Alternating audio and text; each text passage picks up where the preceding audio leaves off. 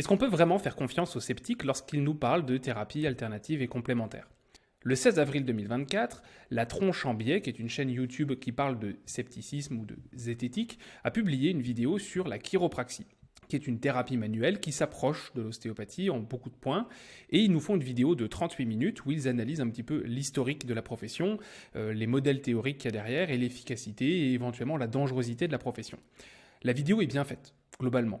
Et je suis d'accord avec beaucoup de choses qui sont dites dedans. Cela dit, il y a quelques petits trucs où je trouve qu'il y a un petit truc qui me dérange. Au niveau de la présentation justement des modèles, au niveau des présentations de l'efficacité et au niveau de la présentation des risques. Et au final, je trouve que le portrait qui en est dépeint est un poil orienté. Ce qui ne m'étonne pas trop parce que, en fait, c'est souvent le cas.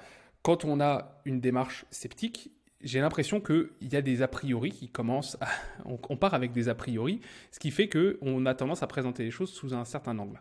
Ce que je vous propose, c'est qu'on regarde ensemble cette vidéo. Je l'accélère un tout petit peu parce qu'elle dure 38 minutes, donc je vais la passer un tout petit peu en accéléré, très légèrement. Et je ferai des pauses à certains moments et je vous ferai des remarques.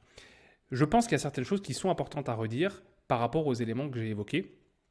Je vais essayer de sourcer au maximum ce que je vais dire et vous allez voir que je pense apporter une petite nuance vis-à-vis de ce qui est proposé dans cette vidéo. Je précise plusieurs choses.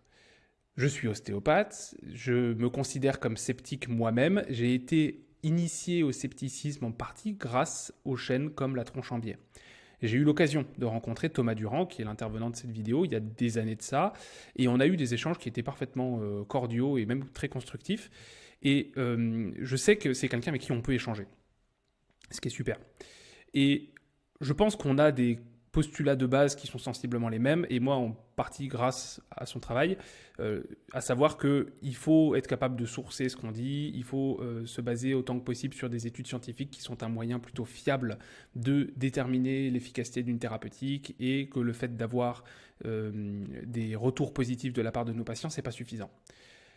On est d'accord sur tout ça. Et ça, je pense que c'est important de partir sur ces bases-là.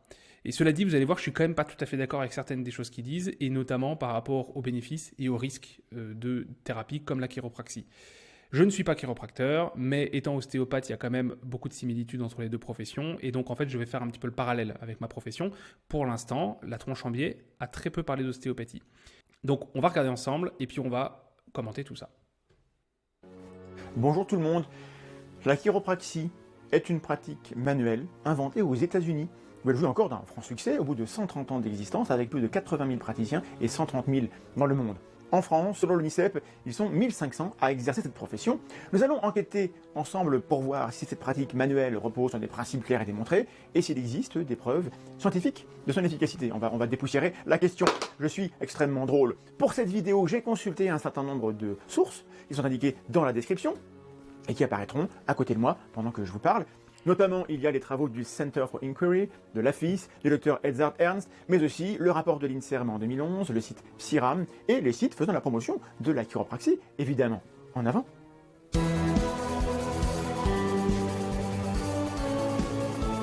1.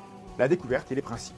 On peut trouver sur le site Quackwatch du Center for Inquiry, une association américaine d'information sur les sciences, le paranormal et les pratiques de soins alternatifs, plusieurs pages dédiées à la chiropraxie, et notamment des extraits du livre où Daniel David Palmer relate sa découverte. En 1910, notre homme publie The Chiropractor Adjuster, also called The Textbook of the Science, Art and Philosophy of Chiropractic. Maintenant, je me fatigue plus à essayer d'avoir l'anglais. Et en français, certains ont traduit ça par Le Vadémécum Chiropratique, le livre de la science, de l'art et de la philosophie de la chiropraxie. Et voici les mots de Palmer lui-même.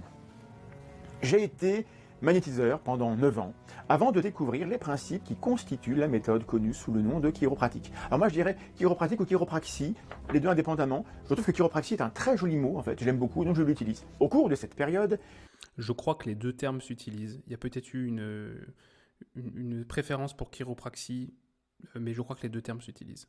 Une grande partie de ce qui était nécessaire pour compléter la science a été élaborée. J'avais découvert que de nombreuses maladies étaient associées à des troubles de l'estomac, des reins et d'autres organes. Bon, d'accord, alors question de contexte, pour vous mettre un peu dans l'ambiance, à la même époque, à Davenport, donc c'est là où il a vécu, une édition de 1894 du journal local, le Davenport Leader, écrivait ceci. Un fanatique du magnétisme a l'idée folle qu'il peut guérir les malades et les infirmes avec ses mains magnétiques. Ses victimes sont les faibles d'esprit, les ignorants et les superstitieux, ces gens insensés qui sont malades depuis des années et qui en ont assez du médecin ordinaire et qui veulent la santé par des méthodes raccourcies. Il a certainement profité de l'ignorance de ses victimes. Son augmentation d'activité montre ce qui peut être fait à Davenport, même par un charlatan. Je reviens au mot de monsieur. Petite parenthèse par rapport à ça. Bon, là, Thomas fait une parenthèse en disant effectivement, voyez ce qu'on disait à l'époque de David Palmer. Alors David Palmer, le fondateur de la chiropraxie, à ce niveau-là, il y a une similitude avec l'ostéopathie, c'est-à-dire qu'il y a un fondateur. Je mets ça entre guillemets, mais voilà, il y a une figure à l'origine de la discipline. Ce qui est un truc qui interroge, hein, c'est-à-dire qu'effectivement, il y a ce côté un petit peu découvreur de la méthode et parfois un petit peu culte de la personnalité qui peut y avoir, qui est problématique. Là, Thomas remet le contexte en disant « Regardez ce qu'on disait de lui à l'époque ». Ok, bon, je pense qu'on aurait pu aussi trouver des écrits de personnes disant beaucoup de choses positives. Donc, je ne sais pas quel est l'intérêt de ce truc, mis à part effectivement de créer un a priori plutôt négatif vis-à-vis de l'homme. Mais ce qui est intéressant, je pense qu'il dit qu'il faut parler du contexte. Parlons du contexte. On est il y a 130 ans pour la chiropraxie, on est à presque 150 ans pour l'ostéopathie, parce que c'était quelques années plus tôt que dans le même contexte des États-Unis d'Amérique a été créée l'ostéopathie. Il faut savoir, il faut se remettre encore une fois dans le contexte médical de l'époque, qui était très précaire et où les soins médicaux étaient relativement catastrophiques. Où on avait tendance, on ne connaissait pas forcément l'asepsie, on soignait les gens avec du rhum ou alors avec des trucs qui pouvaient les tuer plus qu'autre chose. Le contexte médical était très particulier. Et il y avait aussi, aux États-Unis, c'est encore le cas, et c'était d'autant plus le cas à l'époque, un mysticisme ambiant, une importance de la religion qui était majeure. Et ça, c'est des choses qui ont eu beaucoup d'influence dans la création, en tout cas de l'ostéopathie. La chiropraxie, je sais moins, mais je sais que dans la création de l'ostéopathie, ça a eu une influence. C'est-à-dire que le fondateur de l'ostéopathie, par exemple, était fils de pasteur. Et il voyait les choses, il voyait le monde et il voyait l'homme à travers la religion. Et donc, ça a eu une influence sur les principes fondateurs à la base. On en reparlera. Mais c'est important, je pense, de remettre ça dans le contexte parce que c'est facile de se moquer, on va dire, de concepts qui ont été élaborés à une autre époque. Parce qu'aujourd'hui, ça nous semble évidemment désuet. La question, c'est dans quelle mesure ces principes ont été mis à jour ou pas. Voilà, fin de la parenthèse. Palmer. Dans ma recherche de la cause de la maladie, une question a toujours été au centre de mes préoccupations. Je voulais savoir pourquoi une personne était malade alors que son associé qui mangeait à la même table, travaillait dans le même atelier, sur le même établi, ne l'était pas. Pourquoi ? Quelle différence y avait-il entre ces deux personnes pour que l'une d'elles soit atteinte de pneumonie, de catarrhe, de typhoïde ou de rhumatisme, alors que son partenaire, dans la même situation, y échappait ? Pourquoi ? Cette question, qui a préoccupé des milliers de personnes pendant des siècles, a trouvé sa réponse en septembre 1895.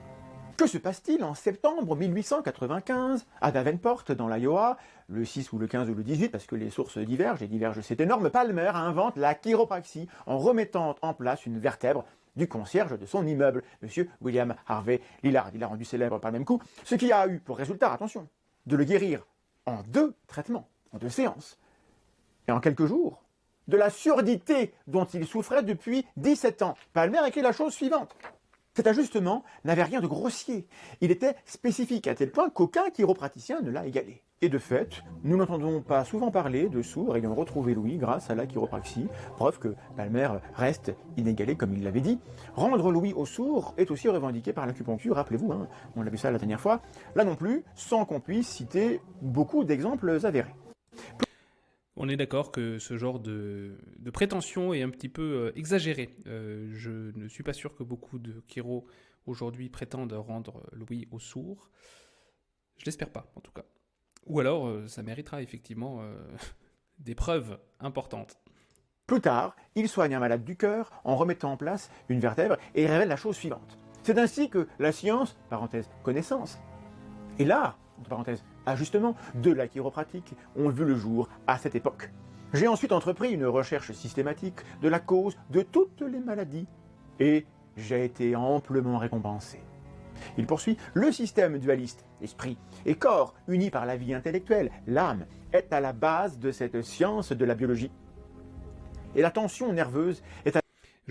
Petite pause encore. Là, je vois beaucoup de similitudes avec l'ostéopathie. Je vois 2 choses. Déjà, il parle effectivement de corps, d'âme et d'esprit, qui sont des choses qu'on retrouve aussi dans les fondements ostéopathiques initiaux. Body, mind et spirit dans les principes ostéopathiques de base. Encore une fois, le contexte de l'époque, très religiosité, beaucoup de religiosité, etc. Et l'autre facteur que je vois, c'est cette idée de rechercher une cause unique à plein de maladies. C'est quelque chose qui est un raisonnement biomédical en réalité. Et par biomédical, je ne veux pas dire médical, même si en réalité beaucoup de raisonnements médicaux ont ce modèle biomédical. Le modèle biomédical, c'est un modèle qui va avoir tendance à chercher des liens de causalité linéaire entre une cause, une conséquence, et dans l'idéal même une cause, des conséquences. Et donc en gros, on va rechercher la cause unique à toutes les conséquences. Et c'est un truc qui était assez présent en ostéopathie, qui est parfois encore enseigné, à tort je pense, en tout cas à tort d'après les connaissances dont on dispose aujourd'hui, on parle des fois en ostéopathie de dysfonction et de dysfonction primaire. Genre il y aurait une dysfonction primaire qui provoquerait d'autres dysfonctions qui ensuite provoqueraient des symptômes. C'est une vision très linéaire où il y aurait une cause. Et on sait aujourd'hui, depuis un moment, que le corps est un petit peu plus complexe que ça et que aller rechercher une cause est probablement un petit peu trop simpliste. Encore une fois, contexte de l'époque, c'est pas déconnant à l'époque qu'il y ait eu cette représentation-là des choses. À la base de l'activité fonctionnelle dans la santé et la maladie. Les chiropraticiens corrigent les anomalies de l'intellect comme celles du corps. Un peu plus loin, ces découvertes et leur développement en une science bien définie valent plus pour l'étudiant, le praticien et ceux qui désirent la santé que toutes les méthodes thérapeutiques réunies. Le melon, c'est moi! C'est ce que j'allais dire. Il avait quand même un sacré melon. Dit M. Palmer. C'est moi qui ai combiné la science et l'art et qui en ai développé les principes. J'ai répondu à la vieille question, qu'est-ce que la vie? C'est beau. Il va très très bien. Il est mort maintenant, mais il allait très très bien. Il ajoute dans le même livre que la chiropraxie rendrait, je cite, cette étape de l'existence beaucoup plus efficace dans sa préparation à l'étape suivante, la vie de l'au-delà. Fin de citation. Carrément. Bref, le mec a un melon de la taille du Texas, il a pratiqué la phrénologie, il croit pouvoir guérir avec son magnétisme naturel, marié 6 fois, il battait ses enfants et les circonstances de son trépas sont un peu bizarres. Ça n'a rien à voir avec la discipline, mais quand même un peu ça colore. Comme d'habitude, la personnalité des inventeurs de ce type de médecine nous permet de nous faire un avis sur la qualité épistémique des phrases qui franchissent leur bouche. Donc c'est important de poser ce contexte. Et donc, la mort Je ne sais pas dans quelle mesure c'est pertinent, ce genre de remarque. de M. Palmer est un peu bizarre. Écoutez bien, vous allez être surpris. Il est officiellement mort d'une fièvre typhoïde, mais après avoir été renversé par une voiture conduite par son fils Bartlett Joshua Palmer, chiropracteur lui-même, avec lequel les relations étaient extrêmement mauvaises. Une plainte pour tentative de meurtre est déposée, mais pas instruite. L'invention de la chiropraxie se fait sans méthode et avec une justification quasi religieuse. Bref, le personnage est douteux. Oui, sans méthode et avec une justification quasi religieuse, encore une fois, le contexte de l'époque. Honnêtement, à l'époque, la méthode scientifique telle qu'on la connaît aujourd'hui n'existait pas. Pas même en médecine, à ma connaissance. Donc je pense pas qu'on puisse reprocher ça à l'époque, au moment de la création. Pour la suite, c'est une critique qui est recevable. Mais pour la création, je ne pense pas que ce soit une critique recevable. Mais ça n'est pas la preuve que ces idées étaient fausses, bien sûr. Ça n'est pas la preuve que la chiropraxie ne fonctionne pas. Je le rappelle, poser ce contexte, c'est important. Il faut toujours qu'on se demande qui nous parle, depuis où, et qu'est-ce qu'on a comme autre info pour évaluer si ce qu'on nous dit, si cette personne est digne de confiance. Ça fait partie des outils de la pensée critique. Regardons de près les principes. La chiropraxie consiste à détecter des subluxations. Qu'est-ce que c'est? C'est un mauvais alignement des vertèbres, interférant avec le flux de ce que les chiropracteurs appellent l'intelligence innée. C'est-à-dire, je cite, la force interne qui nous guérit. Ouais. Encore une fois, on a des trucs relativement similaires en ostéopathie, en tout cas historiquement. On ne parlait pas de subluxation, on parlait d'autres, de lésions ostéopathiques. Après, on a parlé de dysfonction ostéopathique, puis de dysfonction somatique. Les médecins ont les mêmes. Hein. Les médecins, ils parlent de DIM, de dérangement intervertébral mineur. Peut-être que les médecins ont l'aspect fluidique, énergétique en moins, probablement. Encore une fois, c'était fin 1800, quoi. Chacun de nous possède une intelligence innée qui nous permet de nous construire, nous réparer et nous maintenir en bonne santé. Cette intelligence s'exprime grâce à notre système nerveux. Fin de citation, mais j'ouvre encore des guillemets. La subluxation empêche l'intelligence innée de s'exprimer. Voilà pour les grands principes. Autrement dit, les chiropracteurs adhèrent au vitalisme, la croyance en l'existence d'un fluide spécial, quelque chose, une substance non élucidée, présente uniquement dans les êtres vivants pendant qu'ils sont vivants. Et Palmer déclare que 99% des maladies proviennent d'une obstruction du flux d'intelligence innée, et ça c'est le corpus de base auquel les chiropracteurs doivent adhérer. C'est comme ça. Dans son article. J'aurais tendance à mettre une nuance vis-à-vis de ça. J'aurais tendance à dire, c'est les modèles historiques de la chiropraxie. Je ne pense pas que ce soit les principes de base auxquels les chiropracteurs aujourd'hui doivent adhérer. Je ne suis pas convaincu que les chiropracteurs ou tous les chiropracteurs aujourd'hui adhèrent à ce genre de vision. Je peux me tromper, je ne suis pas chiro, mais j'ai un doute.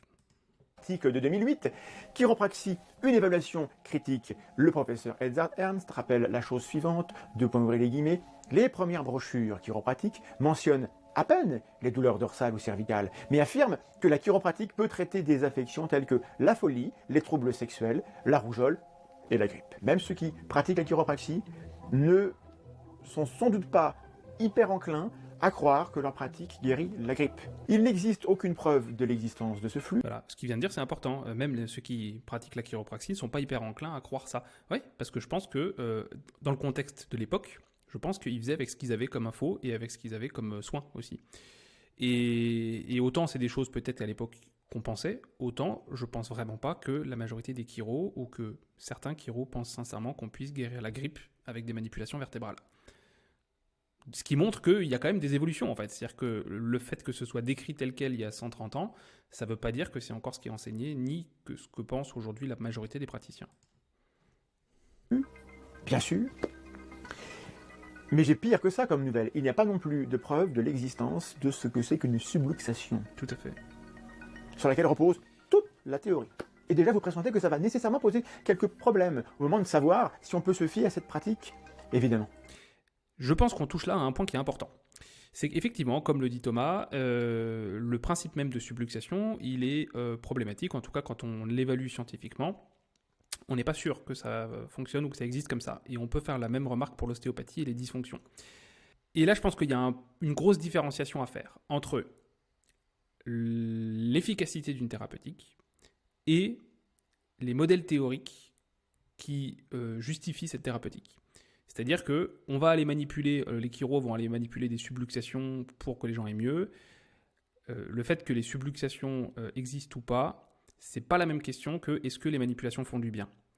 Parce que les manipulations peuvent faire du bien pour d'autres raisons. On en parlera un petit peu tout à l'heure quand il parlera de la pertinence justement des tests, etc.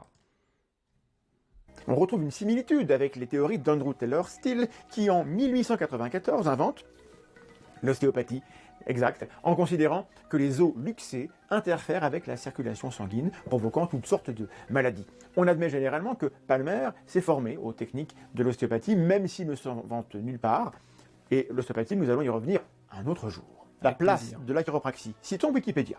La Fédération mondiale de chiropractique, WFC, est membre de l'OMS depuis 1993. La chiropratique est reconnue comme profession de santé complémentaire par le Comité international olympique depuis 1992. La chiropratique est en 2009 la troisième profession de santé aux États-Unis après la médecine générale et la chirurgie dentaire. En France, la chiropraxie est reconnue depuis la loi du 4 mars 2002. Cette pratique est rattachée au Code de la santé publique par l'article 75 comme profession de santé. Fin de citation de Wikipédia. Aux États-Unis, elle représente un marché annuel de 2,4 à 4 milliards de dollars en 2008. La formation des chiropracteurs dure 5 ans, elle coûte environ 60 000 € et elle est ouverte aux bacheliers. Seul l'IFEC, l'Institut franco-européen. C'est sensiblement la même chose pour l'ostéopathie. Ça a été légiféré au même moment, dans la même loi, en 2002. La différence principale, c'est qu'en chiro, il y a à ma connaissance qu'une seule école, c'est ce qu'il est en train de dire, alors qu'en ostéopathie, le nombre d'écoles a explosé. Faisant qu'actuellement, là où il y a 1500 chiros en France, il y a 35 000 ostéos. Donc beaucoup plus. européen de chiropraxie est habilité à délivrer ce diplôme, enregistré au RNCP et agréé par le ministère de la Santé. Tout ça vous montre que c'est bien, tout c'est officiel, c'est extrêmement rassurant, ça veut dire que c'est du solide. Au terme de la formation, les étudiants reçoivent un diplôme de Doctor of Chiropractic, qui n'est pas du tout un vrai doctorat, c'est-à-dire un bac plus 8, mais dérive des appellations anglophones, et je me permets de dire que je trouve ça particulièrement trompeur et malvenu. On n'est pas docteur quand on est Doctor of Chiropractic. C'est un peu gênant. Pourquoi maintenir ce flou ? Peut-être qu'on devrait vouloir retirer. Alors on n'a pas ça en ostéopathie, on n'a pas de doctor of ostéopathie. Il y a un truc un peu similaire, j'avais jamais capté que c'était ça, mais très souvent on a un titre d'ostéopathe DO, et DO comme diplômé en ostéopathie. J'ai jamais mis sur ma plaque DO parce que je comprenais pas l'intérêt en fait.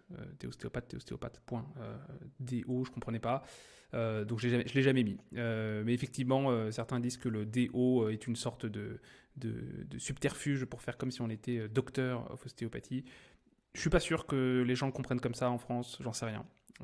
Bon, quoi qu'il en soit, les titres de chiro et d'ostéo en France sont des titres protégés, c'est-à-dire que pour afficher même ostéopathe tout court, il faut avoir suivi une formation qui est agréée par l'État, il faut avoir déposé une demande auprès de l'Agence régionale de santé qui va vérifier si notre diplôme a bien été fait dans une école agréée, ce qui nous permet d'avoir un titre, comment ça s'appelle, un numéro ADELI, qui est le répertoire des professionnels de santé, qui va bientôt changer. Je ne sais plus, il y a un nouveau répertoire maintenant auquel on adhère également. Ce flou, donc je lance un appel au chiropracteur, faites le ménage au cas où ce titre est utilisé, peut-être que je me trompe, j'espère que je me trompe. Selon l'Association française de chiropraxie, il s'agit d'une médecine manuelle de référence pour les soins du dos et des articulations. La chiropraxie se fonde sur une conception globale du fonctionnement de l'organisme et des relations existantes entre la colonne vertébrale, le système nerveux et certains troubles de la santé. La chiropraxie est donc une réponse naturelle, non médicamenteuse, préventive autant que curative. Alors, on entend dans les intonations que Thomas, on a un petit peu marre de ces... Je pense que c'est des arguments très récurrents des thérapies alternatives, l'aspect naturel. Naturel ne veut pas dire grand-chose, en réalité. Naturel ne veut pas dire grand-chose, dans le sens où c'est pas parce que quelque chose est naturel que ça serait forcément mieux, et c'est pas parce que quelque chose est de synthèse que ça serait forcément moins bien. Ça ne veut rien dire en réalité. Et je pense que c'est pour ça qu'il a cette intonation-là, qui peut donner un aspect un peu condescendant, et je suppose que sa vidéo n'a pas pour objectif de faire réfléchir les chiros ou les patients des chiros, ou alors je pense que ça s'adresse surtout à des gens qui sont déjà convaincus. Parce que je ne suis pas sûr que ce genre d'intonation aide franchement les gens à écouter la suite. Mais l'aspect naturel n'a pas grand-chose à voir. L'aspect non médicamenteux, ça c'est un truc qui peut être important. Non pas en opposition à la médecine, non pas en mode « oulala, les médicaments, c'est pas bien », mais simplement dans une notion de libre choix du patient, en fait. Certaines personnes ne peuvent pas prendre certains médicaments, ça c'est un fait. Certaines personnes ne peuvent pas prendre d'anti-inflammatoires, par exemple, parce qu'ils ont des contre-indications médicales. Certaines personnes supportent très mal certains médicaments antidouleurs ou anti-inflammatoires. Et donc, des fois, c'est intéressant qu'ils aient d'alternatives. Et on reparlera de cette histoire d'alternative quand on parlera de l'efficacité. Donc le fait que ce soit non médicamenteux, c'est pas, faut pas voir ça comme un positionnement antimédical, il faut voir ça comme juste ce que c'est-à-dire c'est une prise en charge non médicamenteuse. Comme il en existe d'autres, comme la thérapie par les exercices, c'est aussi une prise en charge non médicamenteuse. Et non médicamenteuse ne veut pas forcément dire antimédicale.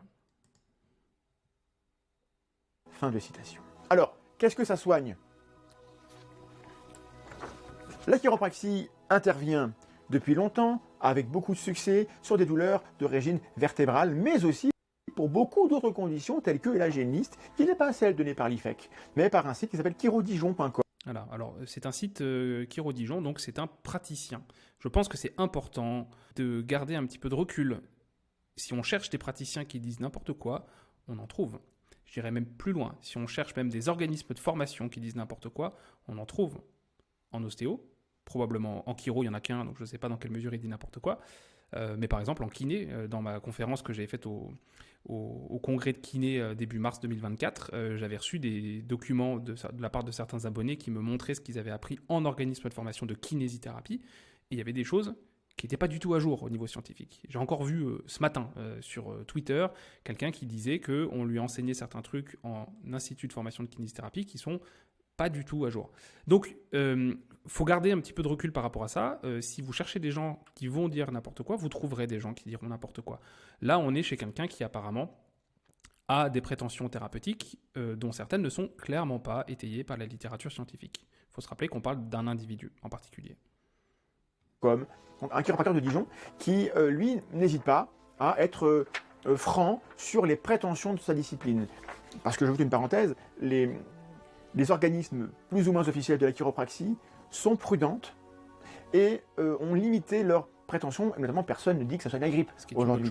Ils se contentent de parler d'articulation et de colonne vertébrale, mais vous verrez que les praticiens, eux, le message n'est pas encore passé, et donc à Dijon, la chiropraxie permet de s'occuper des conditions telles que actions d'aide et de prévention à la santé en entreprise, gestes et postures, conseils et audits. Bon. Mais attention, algodystrophie, arthrite inflammatoire, arthrose du dos, des hanches, des genoux, des pieds, des épaules, des coudes, des poignets et des mains, le canal. Bon, améliorer des douleurs liées à l'arthrose, ça me semble pas totalement déconnant. Les arthrites, on est sur un truc inflammatoire, ça me semble beaucoup plus discutable. Carpien, le canal lombaire étroit, la capsulite rétractile de l'épaule, correction posturale, chiropratique, gestion du stress, fibromyalgie, hernie discale, lombaire ou cervicale, maux de tête, ménopause. Alors, hernie discale, est-ce qu'on va faire disparaître une hernie? Probablement pas. Je dis on. Là, pour le coup, je mets les ostéos dans le même paquet. Est-ce qu'on va se faire disparaître? Non. Est-ce qu'on peut prendre en charge des gens qui en ont? Probablement, oui, on peut. Migraine, neuropathie, énergie, ostéoporose, ostéophénie, pédiatrie, nourrisson, enfant. Ostéoporose, j'ai du mal à comprendre comment on peut soigner l'ostéoporose. Prévention de risques sportifs, scoliose fonctionnelle, stress au travail, syndrome d'Arnold, syndrome périnal, syndrome de Sadam, tennis elbow, trouble digestif, trouble musculo-squelettique, trouble sommeil, vertige, orthostatique ou vestibulaire. Et d'autres sources ajoutent également le trouble déficitaire de l'attention avec hyperactivité, TDAH, dans la liste des indications de la chiropraxie. Ouais, ça, j'ai du mal. Je n'invente rien. Notons toutefois que l'Institut français chiropratique, qui fait autorité, limite un peu cette liste, et nous verrons plus tard si des travaux scientifiques viennent justifier les prétentions thérapeutiques, même limitées. Pour ce qui est de la place de cette pratique dans le système de santé, le rapport de l'INSERM précise la chose suivante. Les actes accomplis par les chiropraticiens ne sont pas conventionnés par l'assurance maladie et à ce titre ne sont donc pas remboursés par la sécurité sociale. Certaines mutuelles de santé complémentaires peuvent cependant accepter une prise en charge partielle des traitements prodigués. La liste de ces mutuelles est donnée sur le site de l'Association française de chiropratique. Comme c'est avec votre argent, allez vous renseigner sur ce qu'on en fait, éventuellement. Le monde de la chiropraxie, fidèle à Palmer lui-même, est encore volontiers anti-vax et anti-science. Désolé, mais il faut qu'on en parle. Citons l'inventeur lui-même. C'est le comble de l'absurdité que de vouloir protéger une personne de la variole ou de toute autre maladie. Je serais curieux de voir la source quand il dit que le monde de la chiropraxie est encore anti-vax. Je serais curieux de voir s'il y a des études qui ont été faites là-dessus aujourd'hui, sur les chiropracteurs aujourd'hui. Encore une fois, là, il cite quelqu'un d'il y a 130 ans. Qui a 130 ans, on puisse être anti-vax, ça me semble moins déconnant, étant donné que c'était quelque chose de vachement plus récent et moins testé, et peut-être moins en rapport avec les compréhensions qu'on pouvait avoir de l'époque. Aujourd'hui, je ne sais pas. Qu'il y en ait des personnes anti-vax parmi les chiropracteurs, certainement. Je pense j'ai des patients qui sont infirmiers ou infirmières qui sont anti-vax. Voilà. Donc oui. Est-ce que la majorité des chiros aujourd'hui sont anti-vax? Je serais curieux d'avoir une source, cher Thomas Durand. En lui inoculant un poison animal répugnant. Fin de citation. Et voici quelques références montrant que ce sentiment est omniprésent dans la profession chiropratique bien après Palmer, jusque dans les années 2000. En 1993, l'héritier de la philosophie des Palmer, Fred H. Barge, Doctor of Chiropractic, bien sûr, ancien président de l'ICA, International Chiropractors Association, a déclaré « Je suis un ferme opposant à la vaccination artificielle et à la théorie archaïque des germes sur laquelle elle repose. Moi-même, mes 3 filles et mes 6 petits-enfants n'avons jamais été vaccinés pour quoi que ce soit. J'essaie même d'éviter de faire vacciner mes chiens. » Bien sûr, je n'accuse pas tous les chiropracteurs d'être des anti-vax, not all chiropractors évidemment, mais cette position nous éclaire au moins un peu sur le rapport de la chiropraxie avec la science et la médecine. Nous constatons qu'il y a comme un hiatus, un décalage, une déconnexion, un conflit, une sorte de mauvais alignement. J'oserais parler de subluxation logique.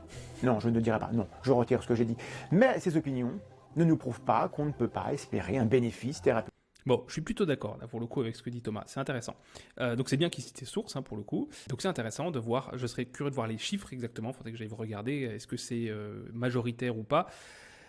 Et pourquoi pas comparer ça avec d'autres professions, hein. Ça peut être intéressant de voir aussi, comme je le disais, des infirmiers ou infirmières qui sont réticents, voire anti-vax. J'en ai quelques-uns. Alors, il y a peut-être un biais aussi qui fait que les gens qui sont susceptibles d'aller voir un ostéo sont peut-être plus enclins à des approches plus naturelles, entre guillemets, et donc peut-être un petit peu plus réticents vis-à-vis des approches médicales ou médicamenteuses. Probablement. Mais je serais curieux de comparer. Mais comme il dit, il y a quand même, ça montre qu'il y a quand même parfois une défiance vis-à-vis de l'approche scientifique ou du monde médical. Et ça, c'est vrai. Et ça, en tout cas, ça a été vrai pendant longtemps. J'ai l'impression que c'est moins le cas depuis quelques décennies et que c'est des choses qui évoluent. Et on en reparlera un petit peu tout à l'heure, mais c'est quelque chose dont je parle déjà des fois sur cette chaîne, sur le fait qu'il y a quand même un mouvement qui se revendique de l'evidence-based practice, parmi les physios, donc les kinés, mais aussi parmi les chiros et les ostéos. Et j'ai l'impression que c'est un mouvement qui prend de l'ampleur. Pour le coup, j'ai pas de chiffres, mais j'ai l'impression que c'est un mouvement qui est encore minoritaire, mais qui prend de l'ampleur. À avoir recours à la chiropraxie. Ok ? Jusqu'à présent, on n'a pas prouvé que ça marche pas. Alors, allons regarder ce que dit la science. En 1963, le College of Physicians and Surgeons of the Province of Quebec rédige un rapport qui enterre la chiropraxie et qui reste valable 60 ans plus tard. Je cite. Alors, les chiropraticiens... Là, je suis de base un petit peu, circonspect. Un truc qui a 60 ans et qui reste encore d'actualité au niveau de la science, surtout quand on parle de prise en charge des douleurs, j'ai un doute. Parce que notre compréhension de la prise en charge des douleurs a beaucoup changé en 60 ans. Donc, que des études il y a 60 ans soient encore d'actualité, on va voir. Affirme que les subluxations ou déplacements partiels des vertèbres perturbent la distribution des impulsions nerveuses aux tissus et aux cellules.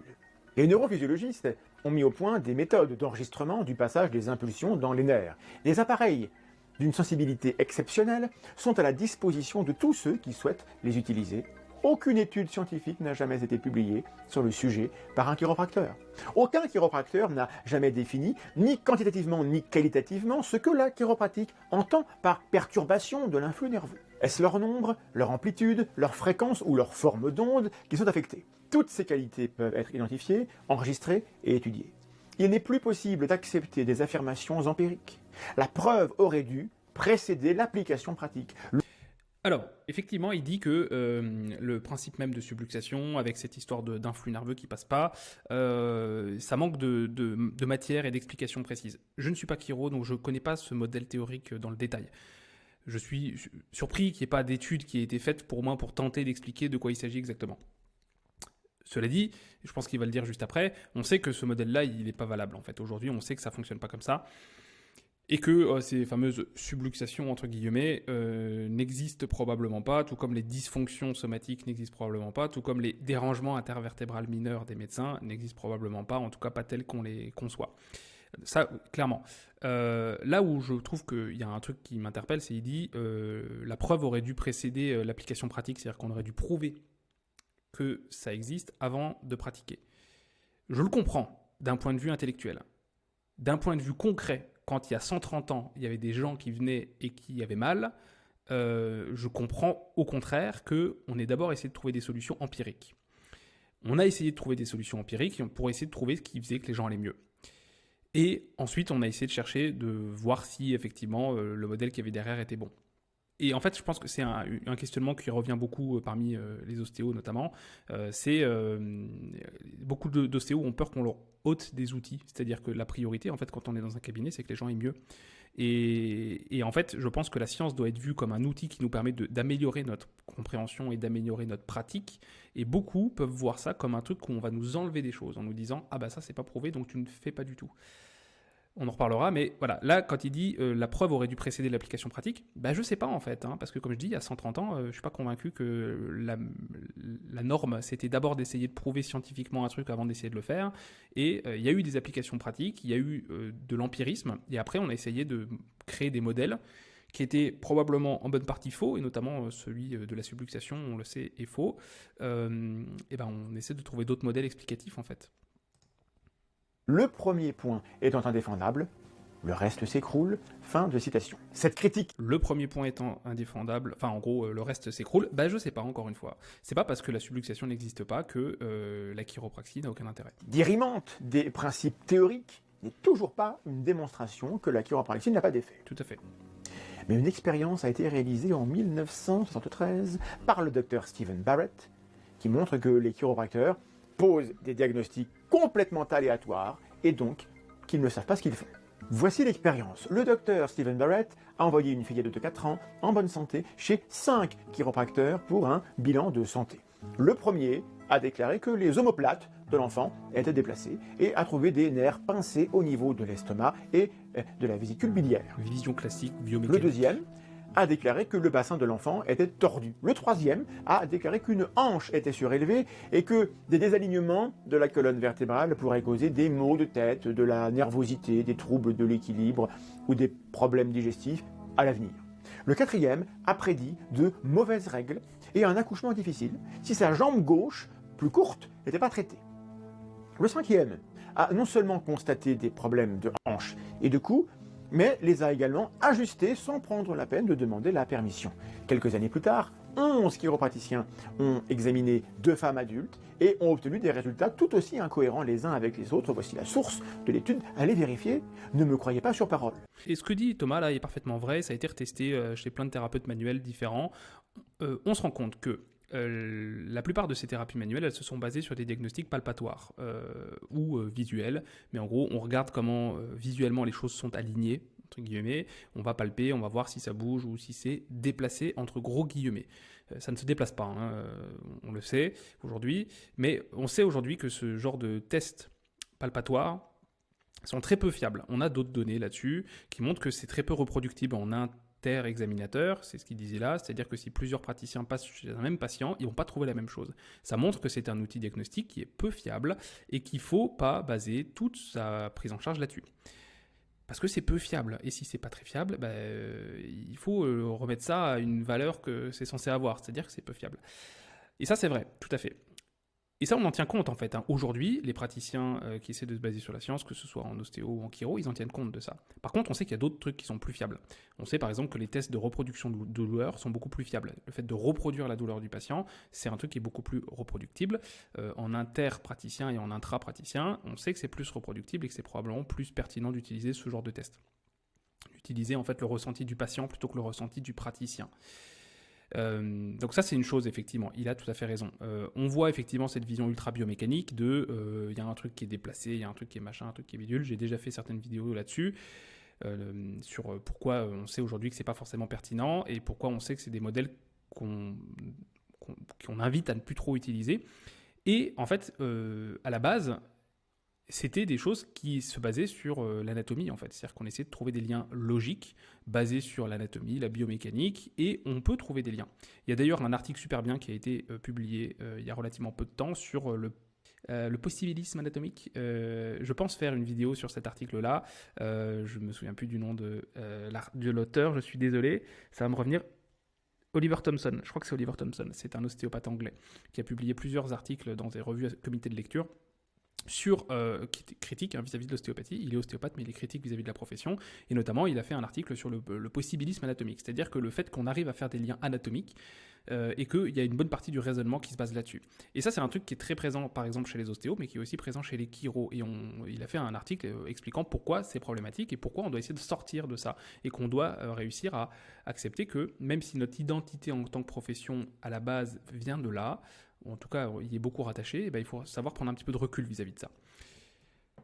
Donc effectivement, Thomas a raison là-dessus. Et petit passage aussi sur le consentement, où il parle de manipuler sans avoir eu le consentement du patient. Ça c'est un truc qui est important quand même, demander le consentement aux gens avant de les manipuler.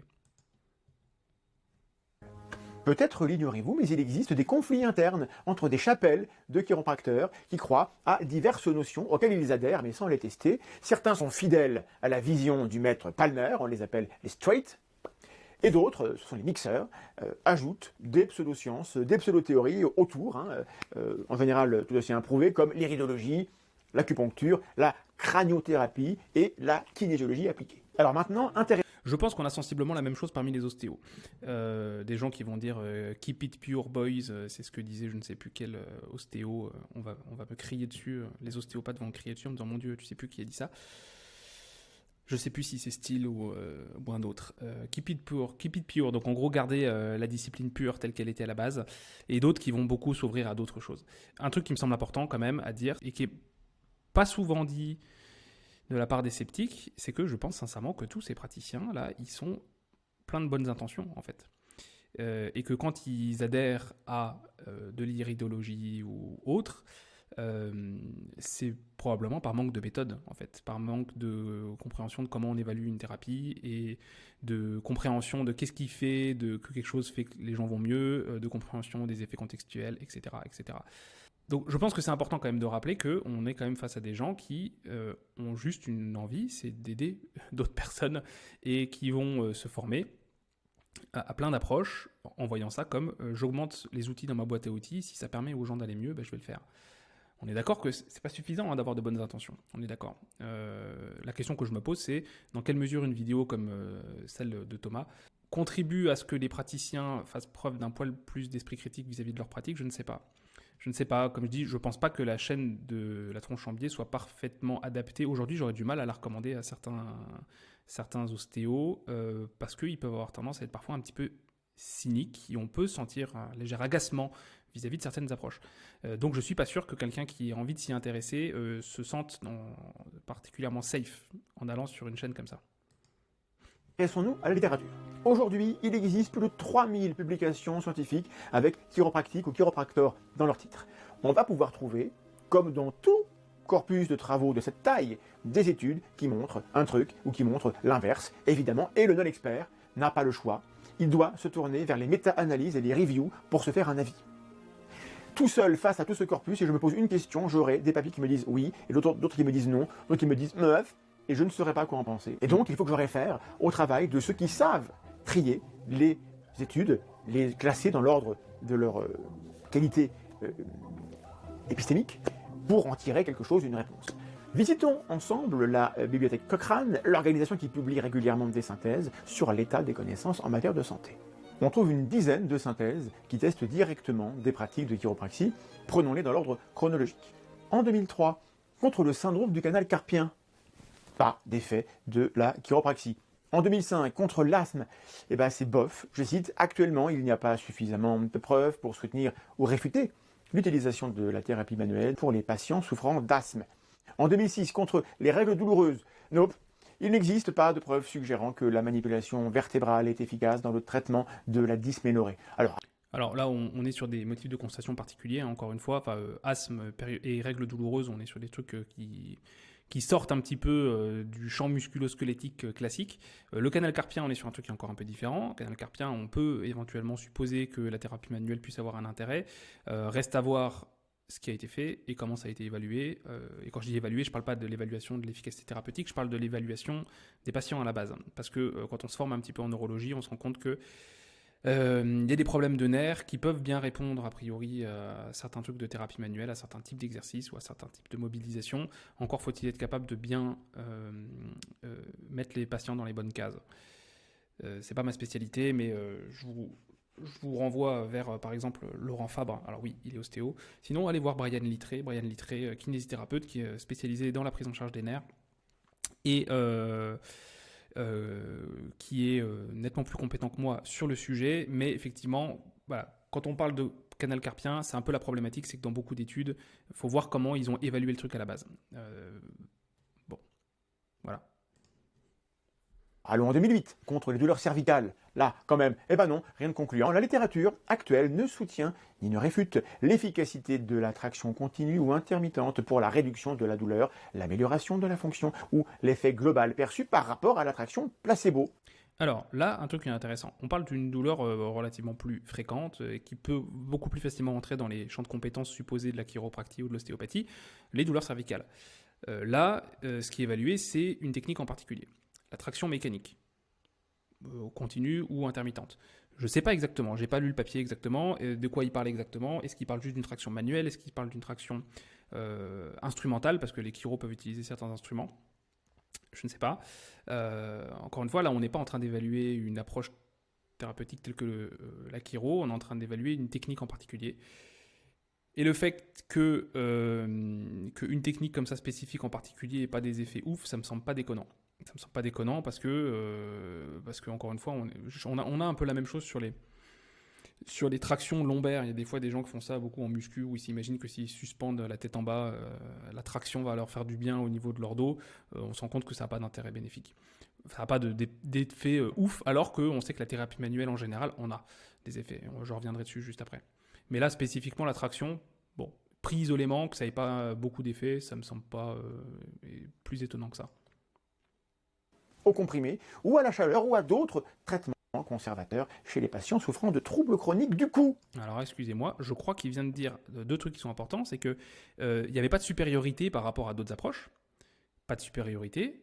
Et ça, il le répète à d'autres moments. Ok. Et ça, c'est plutôt cohérent, que la thérapie manuelle n'ait pas de supériorité par rapport à d'autres approches. Pas de supériorité, ça ne veut pas dire que c'est pas efficace, ça veut dire que c'est une alternative. Ça veut dire que c'est une option thérapeutique. Et donc, il ne faut pas voir ça comme « Ah, c'est pas mieux, donc on ne fait pas ». Ça veut dire « ça fait pareil, donc ça peut faire partie des options ». Et il parle de douleurs persistantes. Et si vous y connaissez un petit peu dans la prise en charge des douleurs, vous savez qu'actuellement, pour la prise en charge des douleurs persistantes, il n'y a pas grand-chose qui a des effets extraordinaires.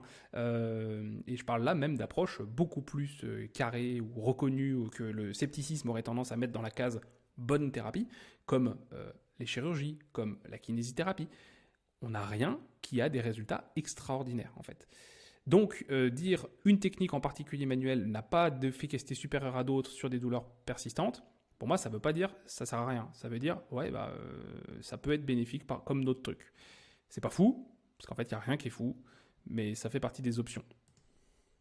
En 2010, contre les douleurs lombaires, les lombaires, quand même, c'est connu, ça a marché. Alors oui, mais non, vous allez voir que ça n'est pas si clair. Les interventions chiropratiques combinées ont légèrement amélioré la douleur et l'incapacité à court terme et la douleur à moyen terme pour la lombalgie aiguë et subaiguë. Cependant, il n'existe actuellement aucune preuve permettant de confirmer ou d'infirmer que ces interventions apportent une différence cliniquement significative en termes de douleur ou d'incapacité chez les personnes souffrant de lombalgie par rapport à d'autres interventions. Encore une fois. On continue. En 2011, contre les douleurs lombaires chroniques, c'est encore un échec. Je cite, des preuves de haute qualité suggère qu'il n'y a pas de différence cliniquement pertinente entre la thérapie manipulative de la colonne vertébrale et d'autres interventions pour réduire la douleur et améliorer la fonction chez les patients souffrant de lombalgie chronique.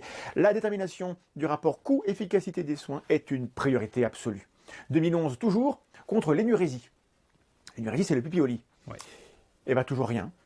Je cite, l'hypnose, la psychothérapie, l'acupuncture, la chiropraxie et les plantes médicinales sont faiblement étayées, mais elles proviennent, dans chaque cas, d'essais uniques de petite taille dont la rigueur méthodologique est parfois douteuse. Des essais randomisés, solides, sont nécessaires, avec une efficacité, un rapport coût-efficacité et des effets indésirables clairement signalés. 2012, contre les coliques infantiles.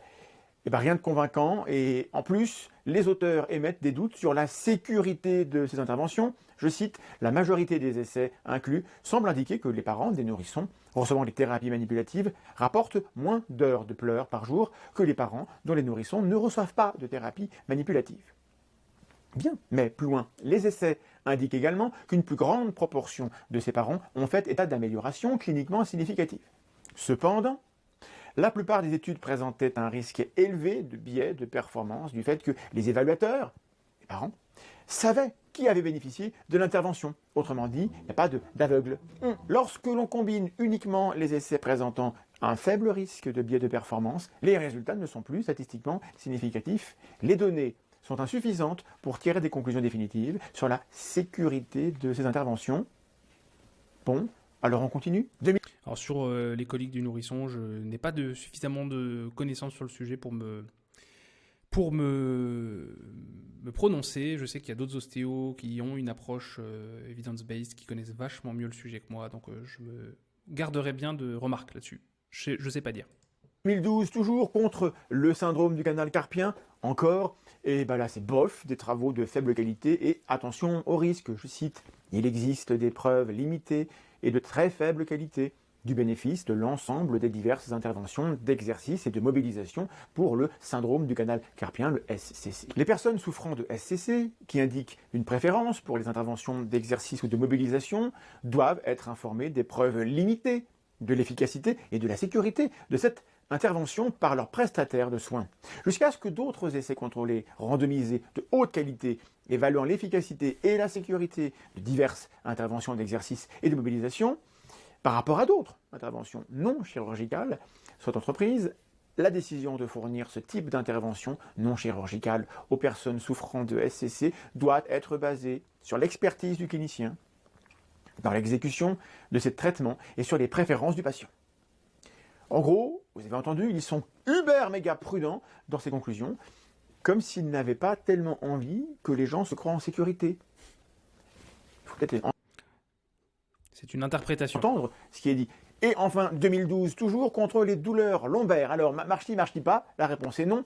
La thérapie manipulative de la colonne vertébrale, la SMT en anglais, n'est pas plus efficace chez les participants souffrant de lombalgie aiguë que les interventions inertes, la SMT fictive ou lorsqu'elle est ajoutée à une autre intervention.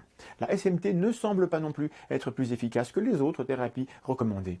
La décision d'orienter des patients vers la SMT devrait être basée sur les coûts, les préférences des patients et des prestataires et la sécurité relative de la SMT par rapport à d'autres options thérapeutiques. Fin de citation. Toutes les sources sont disponibles librement. Vous les cherchez, vous les trouverez et vous pourrez vérifier par vous-même. Mais je résume pour vous, là, dans cette vidéo, la chiropraxie n'est jamais une intervention qui serait plus efficace qu'un autre type de prise en charge.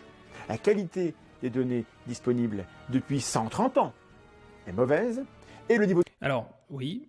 Là, je suis assez d'accord avec les deux choses qu'il vient de dire. Et je vais redétailler juste après. La qualité des trucs est mauvaise.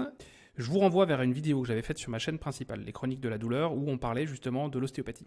Le fameux essai clinique qui avait été fait en France, le LC Ostéo, qui évaluait l'efficacité de l'ostéopathie. Enfin non, pas tout à fait. Qui avait été médiatisé comme étant un truc qui évaluait l'efficacité de l'ostéopathie, sauf que ce n'était pas ce qu'évaluait cet essai clinique.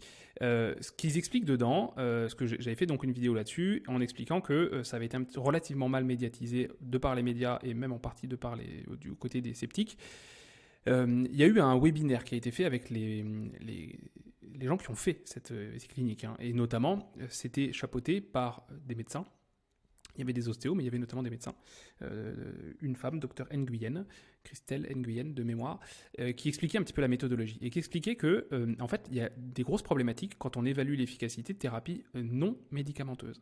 Parce que les modes d'évaluation des études scientifiques, quand on essaye d'évaluer l'efficacité d'un médicament, eh ben, il y a des façons de faire qui sont parfaitement bien adaptées à la pharmacologie. Et notamment, c'est vachement plus simple de faire un groupe placebo quand on donne une pilule que quand on fait une intervention complexe comme la thérapie manuelle. Et ça, c'est ce qu'ils expliquent dans le webinaire, c'est que quand on fait des interventions complexes où il se passe plein de choses en même temps, c'est vachement compliqué en fait de faire des groupes placebo en fait. Ce qui fait que en se basant sur les mêmes critères de ce qu'on considère être de la bonne science pour la pharmacologie, en fait, on ne peut pas faire de la bonne science quand on évalue des thérapies manuelles. Ou alors, il faut faire d'autres types, d'autres modèles, d'autres designs d'études qui sont un peu différents. Donc, effectivement, avoir de la donnée de très bonne qualité dans les thérapies manuelles, c'est compliqué. C'est pas forcément signe qu'il y a un rejet de la science, même s'il y a probablement en partie ça chez certaines professions, dont l'ostéo et la chiro. Mais c'est pas ça, en fait. C'est surtout que, déjà, il faut être intégré aux universités, etc., pour faire plus facilement de la science, mais surtout, de par l'évaluation même de la thérapie manuelle, c'est compliqué de faire des trucs de bonne qualité. Voilà, donc je pense que c'est important de remettre ça dans le contexte. Le taux de sécurité des patients n'est pas garanti. Alors, il va parler de la sécurité dans un instant. J'aimerais revenir juste sur un point. Là, il nous a parlé de tout ce qui était en rapport avec l'efficacité. Je vous montre là 2 diapos qui sont issus de la conférence que j'avais faite à Strasbourg au Congrès international des étudiants en kinésithérapie. Ce sont 2 diapos sur les effets de la thérapie manuelle. Là, Thomas nous a sorti beaucoup de choses. Alors, globalement, tous les les prétentions thérapeutiques hors douleur musculo-squelettique, c'était pas fou. Hein. Il a parlé d'asthme, il a parlé même de douleurs des règles, bon, c'est pas évident. Après, il a parlé de trucs comme les douleurs de la colonne, lombaire, cervicale notamment. Et pour ces trucs-là, la conclusion, c'était il n'y a pas de supériorité par rapport à d'autres. Et Thomas, il a l'air de dire, ah bah voilà, donc ça marche pas. Non, ça ne veut pas dire ça. Ça veut dire il n'y a pas de supériorité, donc ça veut dire que c'est une option thérapeutique en fait. Là, je vais vous montrer quelque chose que je dois à Anthony Halimi, qui est un kinésithérapeute. Anthony Halimi, qui n'est pas formateur en thérapie manuelle, je le précise. Il a une formation sur la gestion de la douleur que j'ai faite et qui est très bien. Il n'enseigne pas de thérapie manuelle, il enseigne plein d'outils, mais pas de thérapie manuelle, donc il n'a pas spécialement de lien d'intérêt avec ça. Par contre, Anthony, c'est un gros geek de la lecture d'articles scientifiques et il avait répondu sur Thread, le Twitter d'Instagram, à quelqu'un qui disait qu'en gros, l'ostéo, ça servait à rien. Anthony disait, en fait, on a quand même pas mal de preuves que la thérapie manuelle, ça a un intérêt. Voici ce qu'il avait répondu. Pour la lombalgie aiguë non spécifique, la thérapie manuelle, elle ferait des meilleurs traitements pour diminuer transitoirement la douleur le temps de la guérison. Oui, diminuer transitoirement la douleur le temps de la guérison parce que, en fait, les douleurs aiguës non spécifiques, elles passent seules. Donc l'idée dans un cas comme ça, c'est que la thérapie manuelle, elle soit là pour soulager le temps que ça passe tout seul. Ça serait peut-être même le meilleur traitement à une semaine. Référence 2022, on est sur une Systematic Review avec Network Meta-Analyse dans le British Journal of Sports Medicine. Donc on est sur un truc qui est quand même plutôt sérieux et récent. Pour la lombalgie non spécifique chronique, c'est analogue, voire supérieur aux autres traitements présents dans les guidelines, donc dans les recommandations de bonne pratique. 2019, on est là, on est sur une systematic review, méta-analyse d'essais randomisés contrôlés dans le BMJ, British Medical Journal. Même avec les analyses en IPD, donc Individual Patient Data, on reprend les données de chaque patient, c'est similaire pour la lombalgie non spécifique, y compris aux exercices, un an après. Donc c'est-à-dire que on est sur un truc qui semble avoir des effets similaires aux exercices. Pour la cervicalgie non spécifique chronique, c'est encore une fois équivalent ou supérieur aux autres traitements des guidelines. 2023, on est sur un truc encore qui est récent. Systematic Review avec méta-analyse, Journal Orthopedic Sport Physical Therapy. Et pour les douleurs sous-acromiales, donc on est au niveau des épaules, je n'ai pas trouvé d'études à long terme, mais la thérapie manuelle se glisse dans le top des traitements pour les effets à 6 semaines. Référence 2021, Systematic Review, Network Meta-Analyse. Voilà, vous pourrez mettre pause, vous pourrez screenshotter si vous voulez les références. Big up à Anthony qui est allé chercher tout ça. Merci à lui et merci pour tout ce qu'il propose. C'est juste pour remettre dans le contexte. Avoir que quelque chose n'est pas supérieur, qu'une thérapeutique ne soit pas supérieure à autre chose, ça ne veut pas dire que ça ne sert à rien. Ça veut dire que c'est une option. D'ailleurs, je ne l'avais pas cherché là, mais je vais aller le chercher. Quand on regarde, il existe un... C'est dans le British Medical Journal. C'est What does best practice care look like for musculoskeletal pain? Hop. C'est une publication dans le British Medical Journal. Est-ce que j'arrive à la voir en grand? C'est pas très joli. Il y a une magnifique infographie qui avait été publiée. À quoi ça ressemble une prise en charge de qualité pour les prises en charge musculo-squelettiques. Et en fait, il donne plusieurs recommandations. Alors, il y a un schéma que là, je trouve pas. Mais en gros, il donne plein de trucs. Et en fait, il y a notamment la thérapie manuelle peut être appliquée en adjunct, donc en complément, d'autres traitements evidence-based. Donc, c'est une option qui peut être pertinente, qui n'est pas obligatoire. Clairement, c'est pas obligatoire. C'est une option qui peut être pertinente, accompagnée d'autres choses. Et les autres choses, ça peut être par exemple des exercices, mais ça peut aussi être de l'éducation, etc. Qui peut être utile quand c'est fait en complément d'autres choses, quoi. C'est une option. Et après, dans quel cas on peut faire ça? Ça va dépendre des préférences du patient, en fait. Et c'est d'ailleurs une des choses qui est recommandée aujourd'hui dans les guidelines, c'est que si on a plusieurs options, demander les préférences du patient, c'est une bonne stratégie, en fait. Pour que le patient puisse choisir le traitement qu'il souhaite avoir, c'est important de lui proposer différentes options, et la thérapie manuelle peut en faire partie. Mais c'est important aussi de présenter les différentes balances, bénéfices, risques. Et ça, c'est ce dont va parler Thomas maintenant. Et c'est important aussi. Donc, dans l'ensemble, c'est exactement la conclusion du rapport de l'INSERM en 2011. Les réponses apportées par la chiropratique sont potentiellement efficaces dans certaines indications, mais sans supériorité par rapport aux alternatives plus classiques. Des événements indésirables rares mais graves, peuvent survenir lors des manipulations des vertèbres cervicales. Et Si les chiropracteurs peut-être ou n'importe quel promoteur de n'importe quel type d'offre thérapeutique continue de revendiquer des effets dans 1000 maladies et qu'on fait l'effort de réaliser des études sur ces 1000 indications, eh bien, mathématiquement, le hasard finira par produire un résultat positif, parfois, de temps en temps, même en l'absence d'effets réels. c'est vrai. C'est ce qui provoque la confusion autour des résultats dans la littérature lorsqu'ils sont pléthoriques. Et une confusion de ce type, une profession honnête, elle chercherait à s'en débarrasser. Ne soyons pas monolithiques et sans nuance dans la critique. Comme le disait déjà William Jervis en 1987, dans un article critique publié dans The Skeptical Inquirer, il existe également des chiropraticiens qui pratiquent une thérapie manipulative rationnelle et conservatrice de la colonne vertébrale pour les troubles neuromusculo-squelettiques. Tout à fait. Autrement dit, il y en a des biens. Problème, le malade ne dispose presque jamais des informations pertinentes pour savoir reconnaître un tel praticien. C'est précisément ce à quoi servent les études scientifiques, les titres protégés et les encadrements juridiques d'une profession. Savoir qu'on reçoit le meilleur traitement adapté à notre situation et que c'est garanti par des gens. Je comprends. Et je suis tout à fait d'accord. Et cela dit, et c'est là où on peut mettre, on peut peut-être reprocher quelque chose aux sceptiques en général. Et encore une fois, je me considère comme sceptique. Mais là où on peut reprocher quelque chose aux sceptiques, c'est que ils sont très enclins à aller faire ce genre de remarques aux thérapies comme l'ostéopathie ou la chiro, à juste titre, parce que ça mérite d'être critiqué. Mais mon Dieu, si vous saviez le nombre de praticiens de santé qui font des soins qui ne sont pas raccords avec les données de la science, c'est faramineux. Dans le domaine de la douleur musculo-squelettique, le nombre de kinés qui pratiquent des soins dont on ne connaît pas l'efficacité ou alors qui ne sont pas recommandés est assez importante. Je vous remettrai la référence en dessous.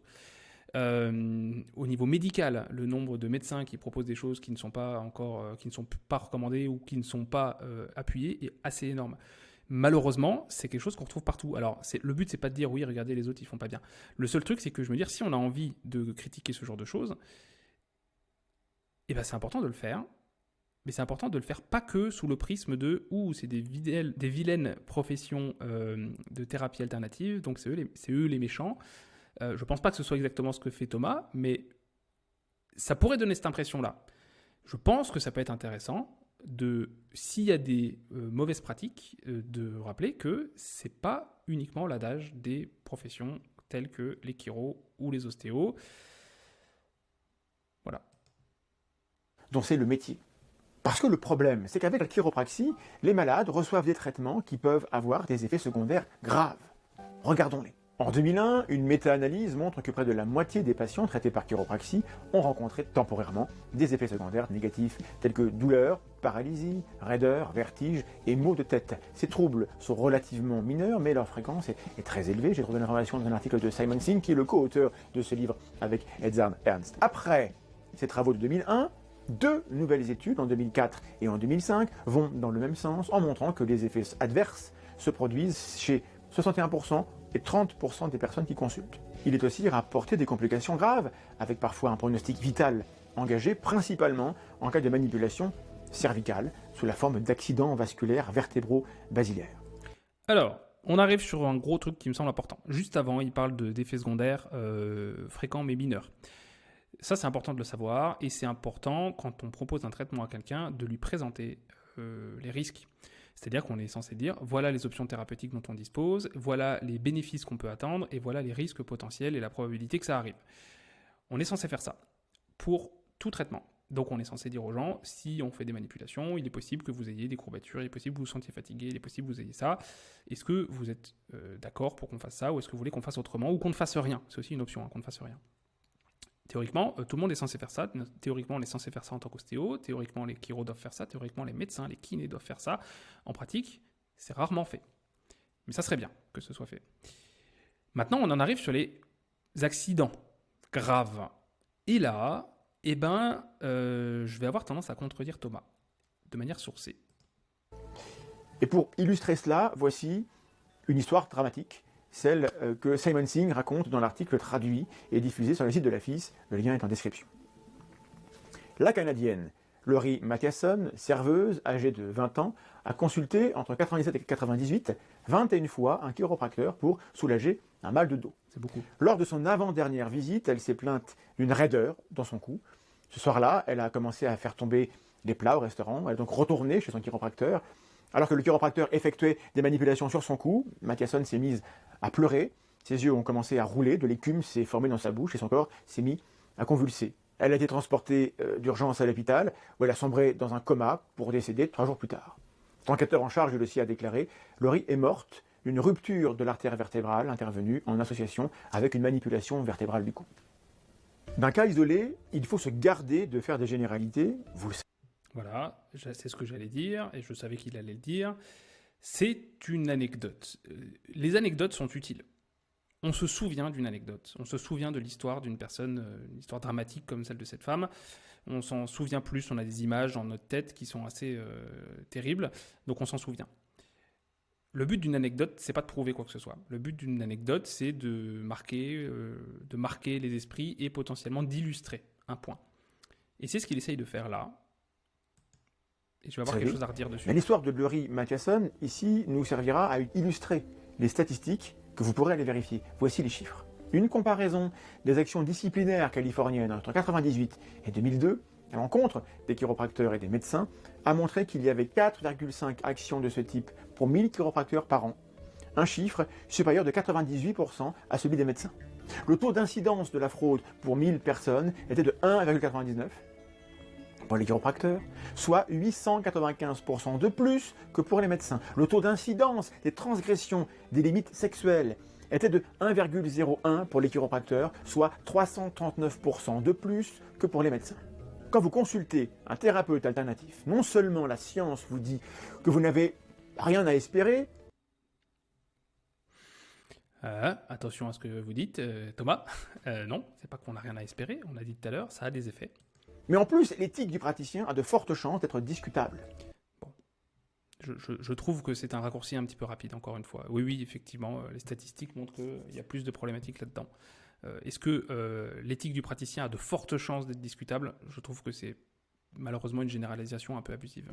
Le professeur Edzard Ernst accuse les chiropracteurs d'affirmer que leur pratique est 100% sûre et d'avoir, pendant des années, gardé sous silence les cas de complications et tout type d'effets secondaires. Ils n'étaient presque jamais signalés avant la fin des années 90. Ça, c'est une chose qui est importante. Les accidents peuvent être sous-déclarés.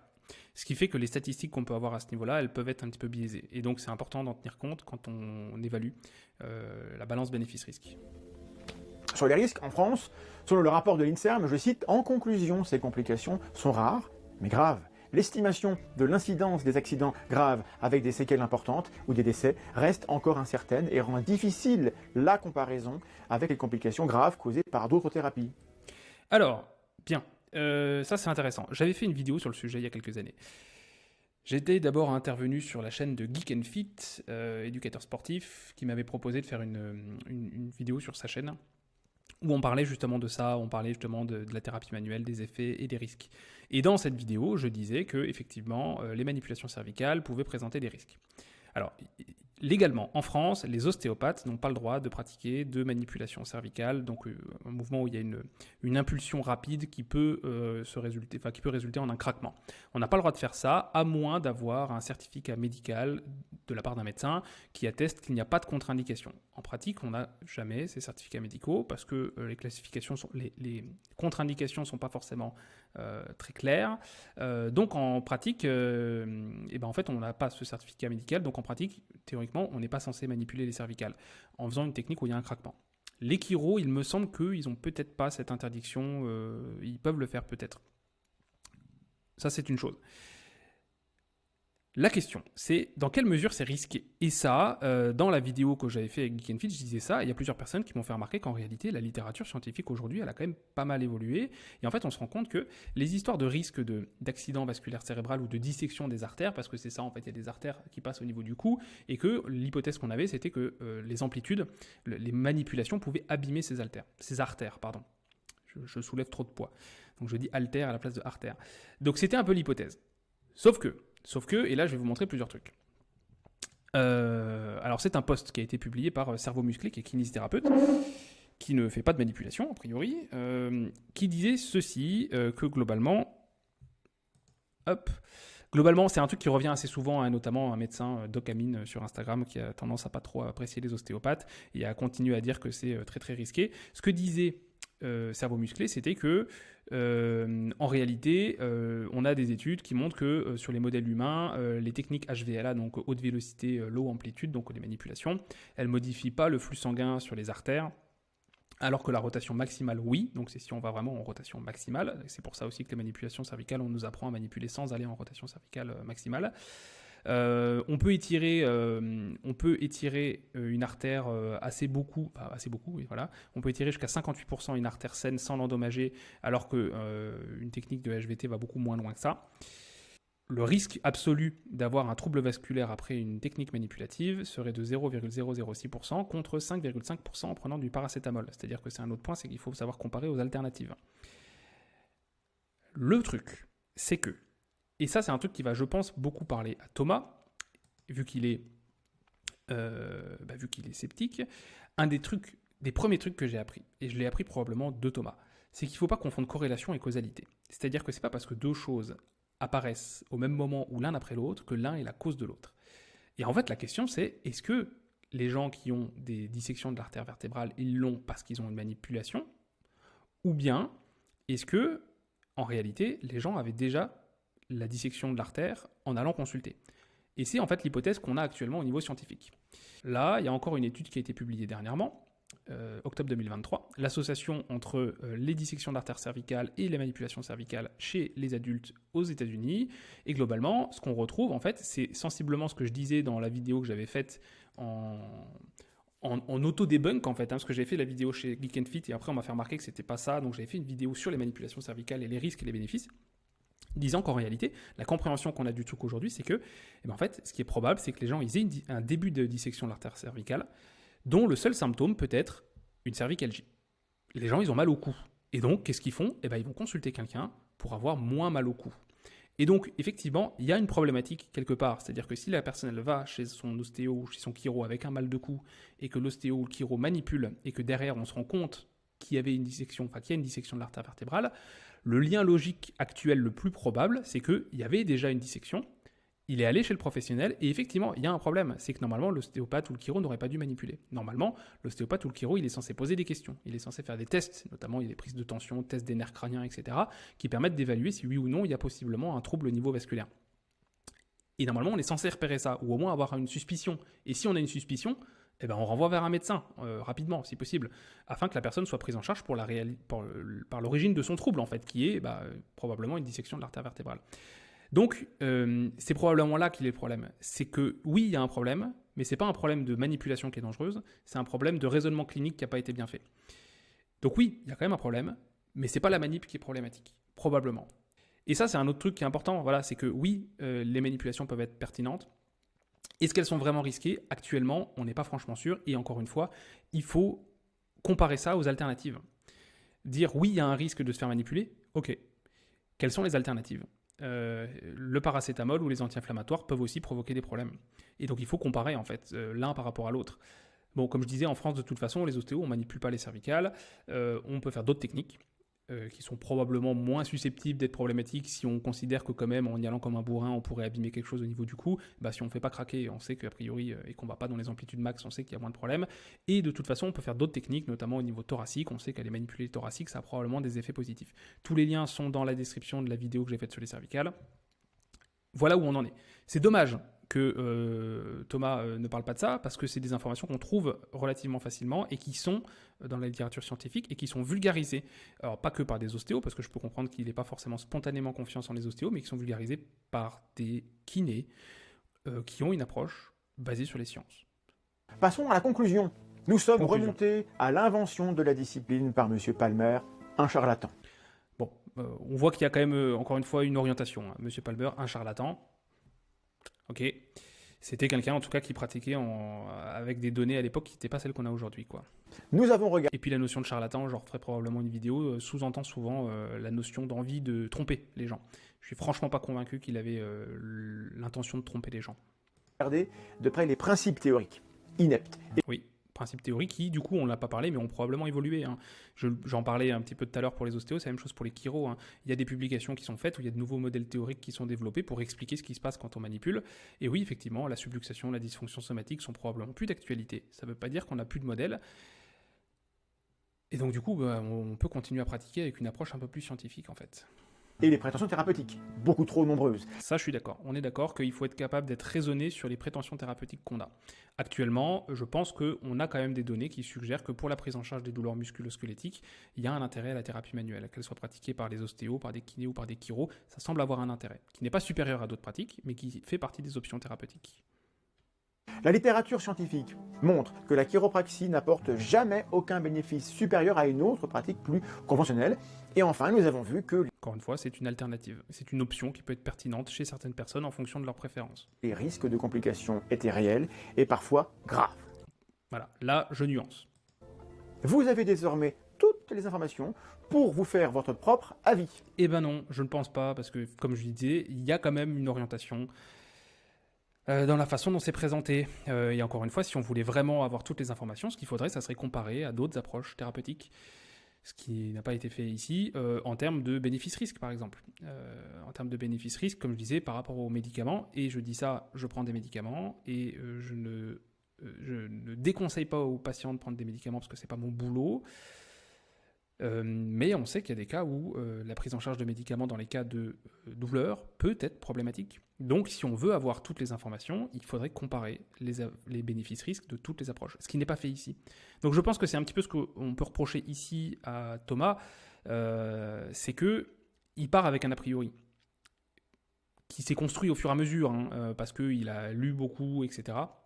Et qu'il y a beaucoup de ces critiques qui sont tout à fait pertinentes. Sur le modèle théorique, sur le melon du mec qui a créé le truc à la base, sur les prétentions thérapeutiques qui sont problématiques, etc. Mais avec cet a priori, je pense qu'il a peut-être tendance à orienter les choses d'une certaine manière, qui font qu'il ne donne pas une vision qui est parfaitement exhaustive et parfaitement neutre de la profession. Je ne suis pas chiro, je suis ostéo, mais comme je dis, il y a beaucoup de similitudes, et notamment, si on essaie d'avoir une approche qui est basée sur les sciences, il y a d'autant plus de similitudes. Je trouve un petit peu dommage de conclure comme ça, personnellement. Faites vos propres recherches. Si vous voulez pouvoir aller plus loin, documentez-vous, c'est super, je vous dirai jamais le contraire. Et ainsi, vous tirerez vous-même la conclusion sur ce que vaut vraiment la chiropraxie. Merci. Bon, je vous remettrai quelques liens en référence de cette vidéo. Je vous mettrai les liens vers les vidéos que j'ai citées, notamment celle sur l'ostéopathie, celle sur les manipulations cervicales. Je vous mettrai les liens vers certaines études. Je suis évidemment tout à fait ouvert à la discussion, hein, Thomas le sait. J'espère avoir apporté un peu de nuance dans cette analyse de la chiropraxie. Et comme je le disais, je ne suis pas chiro, donc si vous êtes chiro et que vous avez une approche basée sur les sciences et que vous avez des nuances à apporter ou des précisions, n'hésitez pas, vous pouvez le faire en commentaire. Sachez cependant que quand on met des liens, par exemple, vers des études scientifiques, YouTube supprime le commentaire, ce qui est un petit peu dommage. Je pense que c'est pour des raisons de protection, de renvoyer vers des liens, etc. Mais si vous voulez mettre des références, mettez les références, vous écrivez l'auteur, machin. Vous pouvez faire sur PubMed, vous connaissez, hein, vous allez sur l'outil de citation et vous pouvez mettre le nom de la référence. Ça sera toujours appréciable. Je reste disponible, Thomas, pour en discuter avec grand plaisir et je suis tout à fait apte à modifier mon point de vue sur certains aspects. Si vous êtes intéressé par la prise en charge des douleurs et qu'une approche basée sur les sciences vous intéresse, j'envoie chaque mois une newsletter dans laquelle je vulgarise certains concepts ou certaines études scientifiques que je lis ou certaines conférences qui sont faites par certains spécialistes qui publient. J'essaie de vulgariser ça un petit peu chaque mois. Donc si ça vous intéresse, je vous mets un lien également dans la description. Vous pouvez vous inscrire, c'est gratuit. Vous pouvez vous désinscrire quand vous voulez. Et puis n'hésitez pas, si vous avez la moindre remarque ou si vous trouvez le truc intéressant, n'hésitez pas à le partager à vos amis chiro, ostéo, ou pourquoi pas, sceptique, histoire qu'on puisse discuter de manière sereine et respectueuse et sourcée, bien sûr. Bonne journée à vous et à la prochaine.